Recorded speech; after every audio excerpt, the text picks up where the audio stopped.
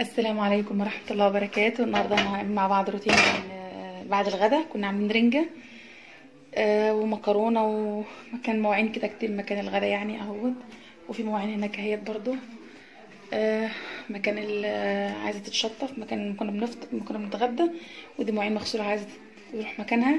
معلش المطبخ مكركب فكله هيتظبط دلوقتي، هيبقى زي الفل ان شاء الله.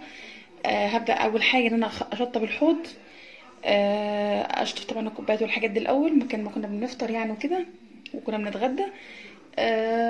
اشطب الحوض الاول وبعدين الم كل المواعين اللي فيه، وان شاء الله هنخلي المطبخ زي الفل النهارده. يلا اللي عندها شغل النهارده الدنيا كانت بتشتي عندنا الشتا جامد خالص، الجو شتا خالص عندنا النهارده كانت بهدله. بس ان شاء الله هنتنشط كده مع بعض ان شاء الله.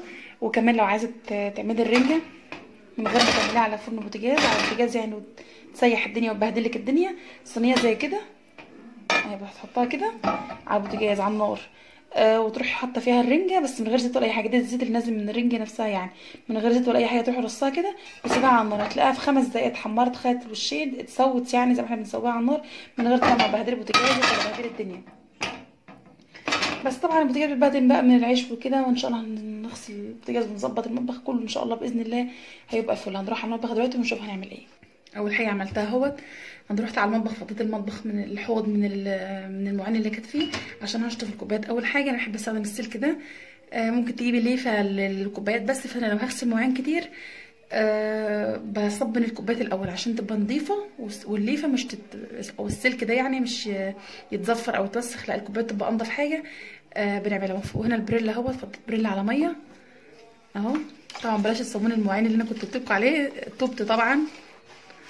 بحب ان انا امسك الكوبايات كده واصبنهم بزلمه يعني زي ما بيقولوا. انا هصبن بس معاكم الكوبايات علشان بعد كده كان هنا برضو كان في مواعين هنا شلتها كانت مغسوله يعني تتصفى.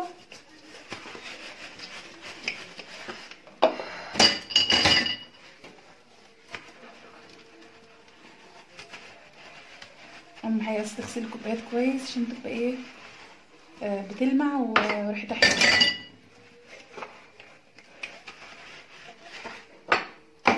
ده كان الطقم بتاع العسلي عندي، بس ما شاء الله عليه حلو خالص. ان شاء الله هجيب واحد تاني باذن الله،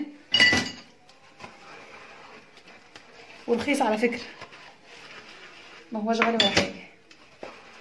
هشطف كل الكوبايات اهو زي ما انتم شايفين.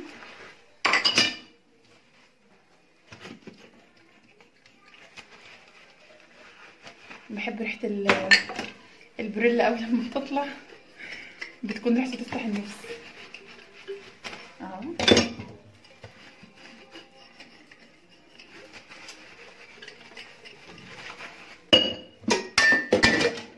وده طقم الكنك اللي انا كنت جايباه، حلو خالص والله يا جماعه ما شاء الله. مش كان في واحده برضو عندي من جوه هنا كده اتحرق فيها لبن، ميه حبه ميه وملح ليمون وكربونات على النار، رجعت قشطه فله ما شاء الله، وسهل التنظيف خالص اهو. انا لميت كل الكوبايات زي ما انا قلت لكم عشان هما الشوط الاولاني انا عندي مواعين اللي فيها رنجه وكده يعني زفاره، فلا اشطف كوبايات الاول. في ناس بتعمل ليفه، انا عندي الليفه والله عندي سلك خشن، بس انا بحب اغسل المواعين يعني الكوبايات بالسلكه ديت بتنضفها قوي يعني اهو. لا نشطف ونحط مكانه على طول. نحط بس الميه شويه.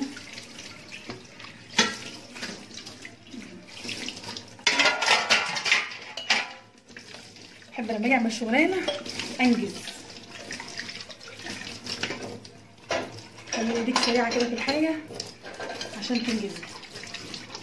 بس بتلمع ازاي.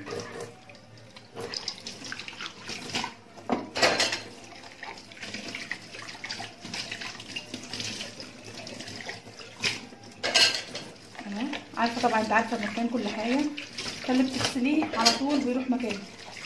ان انا عندي الرشاقه هنا زي ما عندكم كلكم فوق الحوض، فاللي بنغسله بيروح مكانه على طول. كوبايات بقى مش عارفه ايه بحطش هناك في اخر عندي على الرخامه يتصفى الا الحلل والحاجات الصواني والحاجات دي. هخلص كل الكوبايات وبعد كده هشغل لكم الفيديو بالسريع عشان احنا بنخلص المواعين برضه.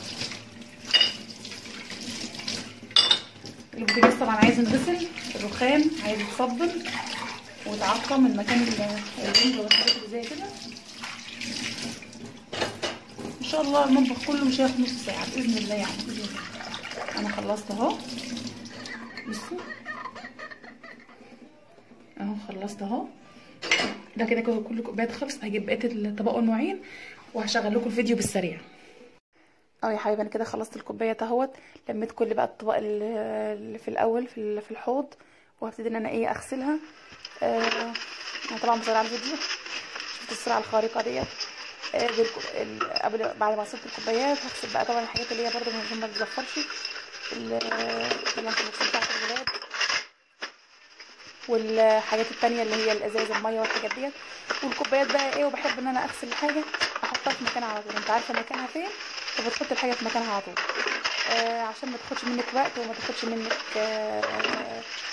يعني ايه تبهدلك الدنيا. لا اشطفي وحطي في مكانها على طول. انا عندي الرشاقه فوق الحوض فبشطف على طول وبحط في مكاني كده. مش عارفه فاضل لي غير ان انا هشطف الكوبايات خلاص، اللي هي الطبقه اللي قدامكم ديت خلاص انا خلصتها. مفيش اصلا، ما كانش في مواعين كتير، هي بس مواعين مكان الغدا والكوبايات اللي كنا فيها مكان الشاي بقى والكوبايه اللي بتخش فيها كوبايه الميه اللي كانت في الحوض مش بغسلها يعني، عاوزه احطها في الرشاقه تاني فبتتكون كوبايات كتير. بس كده انا خلصت اهوت. معاكم غير الحاجات دي طبعا بحب الميه السخنه طبعا في المواعين اهو.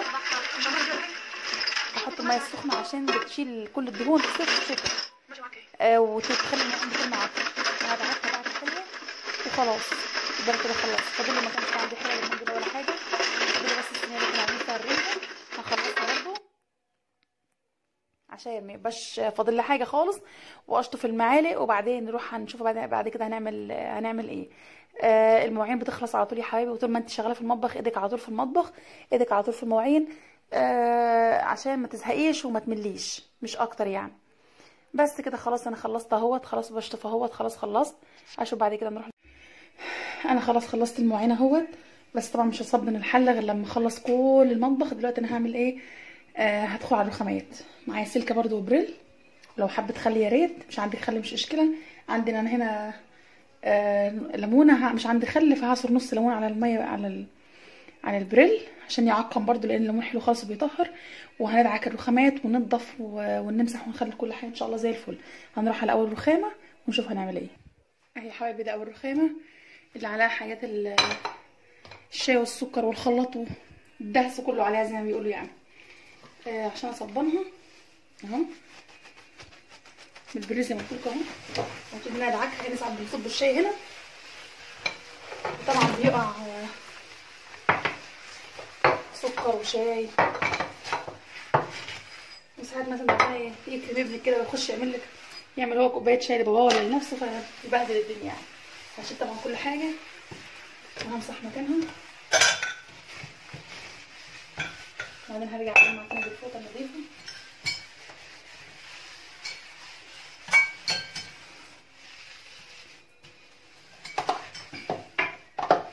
اهو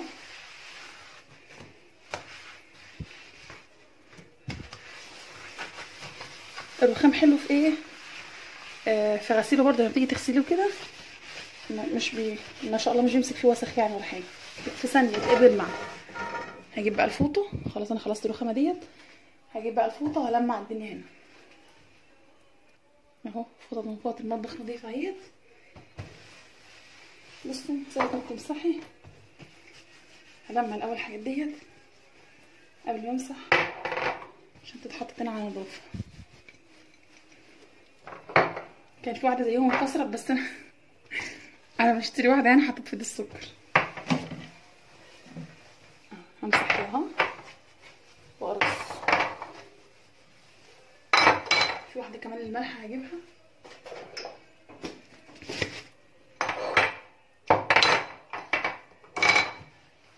طبعا ديت مسحنا تحتها هنشيل طبعا اهو.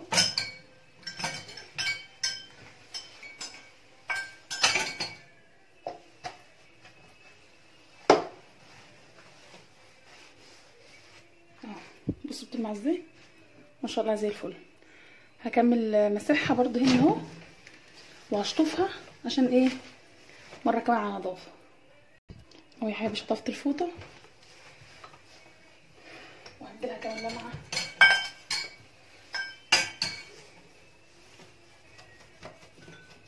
اللي حسيت بايدي كده باي حاجه اهي كده خلصنا هنا.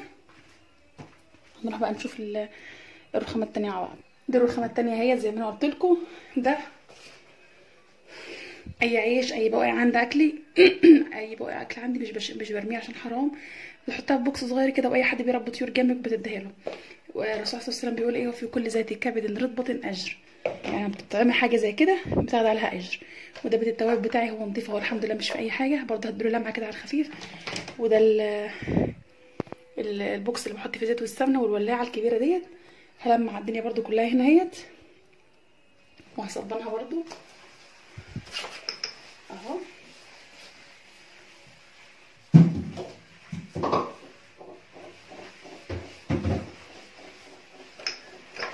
نشيل بس ده مكانه، ونشيل كمان ده عشان ايه نلمع تحته. ده مش تنظيف عميق يعني، لسه ان شاء الله قبل رمضان باسبوع باذن الله نبدا بقى ايه تنظيفه العيد ورمضان ان شاء الله. هي كده على ماشي اهو. هنروح نعمل الحته اللي هناك ديت، هناك هي الحوضه هناك اهو.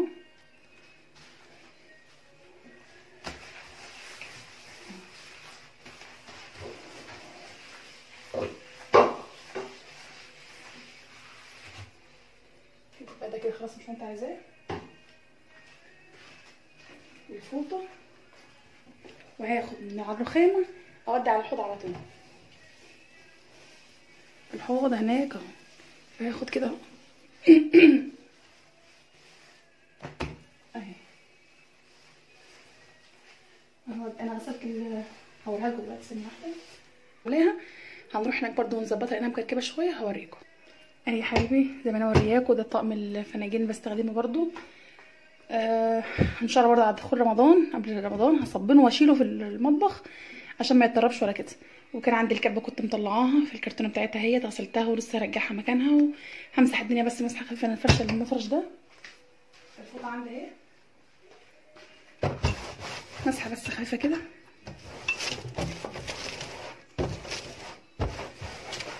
عشان تبقى كل حاجه زي ما بيقولوا متفوله. دي الكبه اللي هي تورنيدو ما شاء الله يا جماعه، اللهم بارك اللهم بارك. كم مره حلو خالص في الاستخدام. حطيتها طبعا في الكرتونه بتاعتها اهي.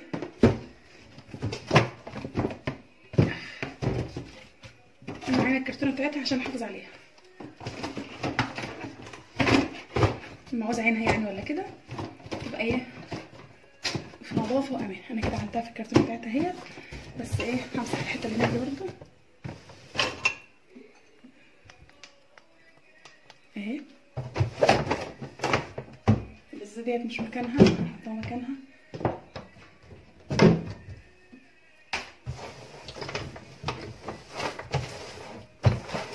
بس كده دمعته بقت زي الفل اهي. نودي بقى الكرتونه مكانها اهي. وده اللي كنت قايله لكم عليه قبل كده، اللي بحط فيه المكسرات واللي كده، احطها بس يديها منظر شويه او يخلي شكلها كويس. وبحط دول تحت كده اهو.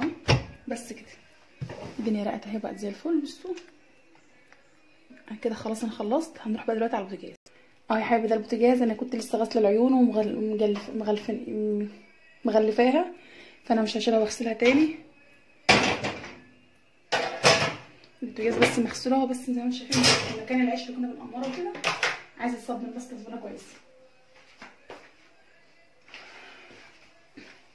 السلكه برضو اهو. كنت لسه عامله تنظيفه حلوه يعني، العيون والحوامل وكله مش عليه كده. بس هو نضيف اصلا مش عليه حاجه يعني اهو. السلكه بس كده اهو.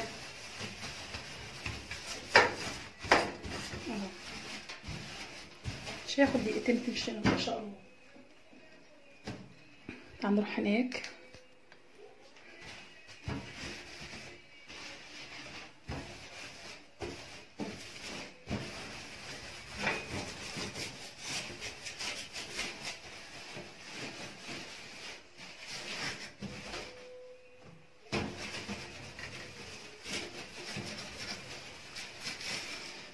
في بوتاجاز دلوقتي اسمه فريش الهامر تقريبا. انا بحب ماركه فريش قوي في البوتاجازات والمراوح، يعني ماركه فريش احسن في البوتاجازات من توشيبا، واحسن من توشيبا في المراوح، واحسن بحبها في البوتاجازات قوي برضه. ما شاء الله عامل البوتاجاز بتاعي زي الفل ما شاء الله. هنروح نشوف اليمه التانيه دي اهي. وحاجه زمان بتبقى احسن من حاجه دلوقتي، مش عارفه ليه. انا زي ما بقول لكم كنت لسه منضفاه.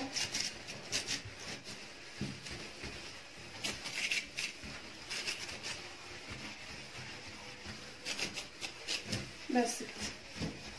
هجيب بقى الفوطه وامسحه الاول، وبعدين اجيب لو عندك مناديل مطبخ طبعا يا ريت. المناديل بتاعت الاكل دي امسحي بعد ما تخلصي خالص وتشطفي، امسحي خالص. نشفي بقى بمنديل مطبخ بتاع الاكل، بتحط تحت الاكل ده بيخليه يلمع. اللبس طبعا مش نسيه.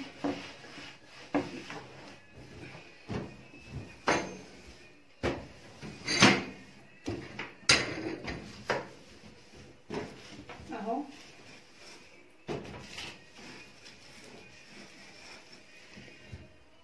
هديله هشطف الفوطه واديله تنشيفه اخيره وهاجيلكوا برضه ان شاء الله.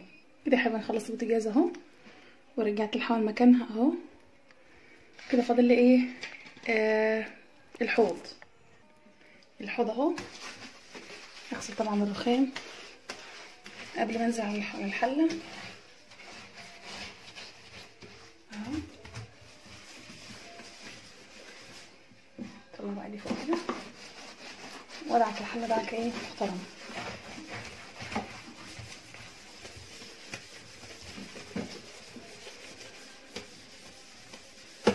بلاش تحطوا فلاش والحاجات ديت على الحلل او على الحوض الستانلس، بتبوظها، تاكلها بتبوظها خالص. بلاش.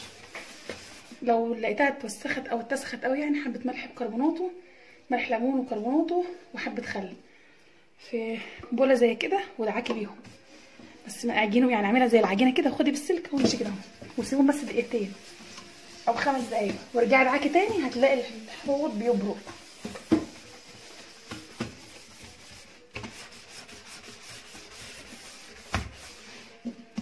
اهو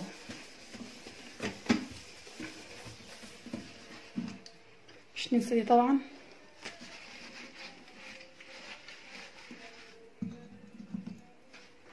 في الباسكت اهو يا حبايبي.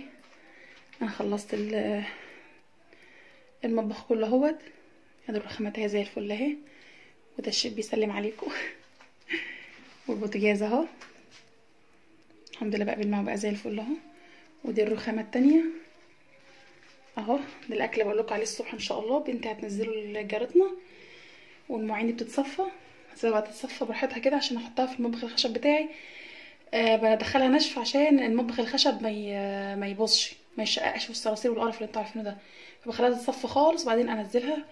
وادي الحوض اهو خلاص بقى بالمع اهوت، وخلصت الارضيه وكل حاجه، ما خدش والله نص ساعه اهو يا حبايبي.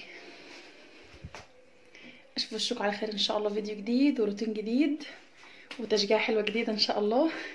السلام عليكم ورحمه الله وبركاته.